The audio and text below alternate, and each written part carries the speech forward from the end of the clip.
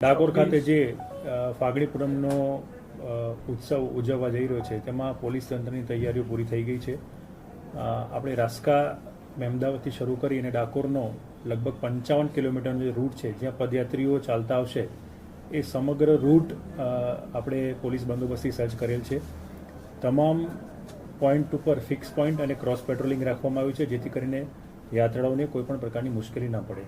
સમગ્ર રસ્તા ઉપર તેમજ ડાકોરમાં કુલ મળીને ટોટલ 18 જેટલા પોલીસ સહાયતા કેન્દ્ર બનાવવામાં આવે છે જેના પર પીએ સિસ્ટમ દ્વારા લોકોને માહિતી આપવામાં આવશે.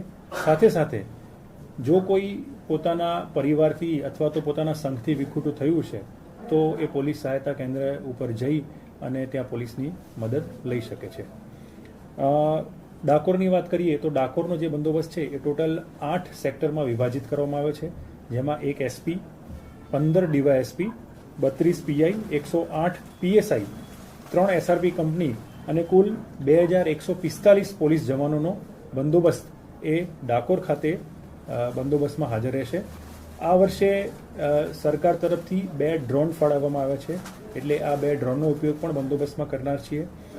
ડાકોરમાં વિશ્વાસ 2 પ્રોજેક્ટ હેઠળ સીસીટીવી કેમેરા પણ લગાડવામાં આવ્યા છે. એ સિવાય ડાકોર મંદિર પરિસરના કેમેરા ને અમે એક જ જગ્યાએ લાવી અને અમારા કંટ્રોલ રૂમમાં લગભગ 150થી વધારે કેમેરાનું ફીડ અમને સતત 24 કલાક મળતું રહેશે. એની પર અમારી ટીમ સતત ધ્યાન રાખશે. એલસીબી, એસઓજી અને ક્યુઆરટીની ટીમો એ મંદિરની અંદર અને બહાર પણ હાજર રહેશે જેથી કરીને કોઈ પીક પોકેટિંગ અથવા બીજો કોઈ અનિચ્છનીય બનાવ ન બને. આ સિવાય એક અમે વોટ્સઅપ નંબર પણ જાહેર કરીએ છીએ કે જેની ઉપર કોઈ પણ રાહદારીને કોઈ પણ પ્રકારની તકલીફ હોય અથવા તો કોઈ પણ પ્રકારના પિક્ચર્સ અથવા કોઈ માહિતી મોકલવા માંગતા હોય તો એ એની વોટ્સઅપ ઉપર મોકલી શકશે. 7211134777. ફરીથી 7211134777. આ અમારો વોટ્સઅપ નંબર છે. 24/7 ચાલુ રહેશે જેની પર તમામ લોકો માહિતી મોકલી શકે છે. અમારી પીએ સિસ્ટમ ઉપર અમે મંદિરના દર્શનના સમય જે છે એ પણ અમે જાહેર કરતા રહીશું જેથી કરીને લોકોને દર્શન કરવામાં સરળતા રહે. ખાસ કરીને સાહેબ એક એવો પણ મેસેજ છે કે તમામ રૂટ ઉપર કોઈ ડીજે કે લાઉડસ્પીકર કે સ્ટેજ પ્રોગ્રામ નહીં થઈ શકે એવો પણ એક મેસેજ છે. ડીજે રૂટ ઉપર કોઈ સંઘવાળા લાવતા નથી પરંતુ કદાચ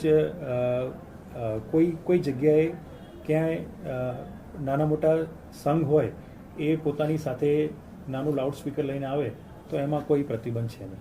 સર, કેટલાય મેસેજ આવે છે જે અત્યારે પોસ્ટ ઓફિસનો વાયરલ થયો છે કે બોમ્બ ચૂડાઈ દેવાની ધમકી છે, એવી કોઈ ધમકીઓને પહોંચી વળવા માટે કેવો બંદોબસ્ત? મેં આપને કહ્યું કે આ જે તમામ મહેકમ છે એની સાથે અમારા કંટ્રોલ રૂમના નંબરો પણ તમામની પાસે છે. જો આ પ્રકારની કોઈ પણ પરિસ્થિતિ થશે તો અમારી બીડીડીએસ ટીમ પણ સાથે છે, ક્યુઆરટી ટીમ પણ અહીં અમારી સાથે છે, એલસીબી એસઓજીની તમામ સજ્જ ટીમો અને સિનિયર ઓફિસરનું સુપરવિઝન સાથે તમામ પરિસ્થિતિને પહોંચી વળવામાં આવશે.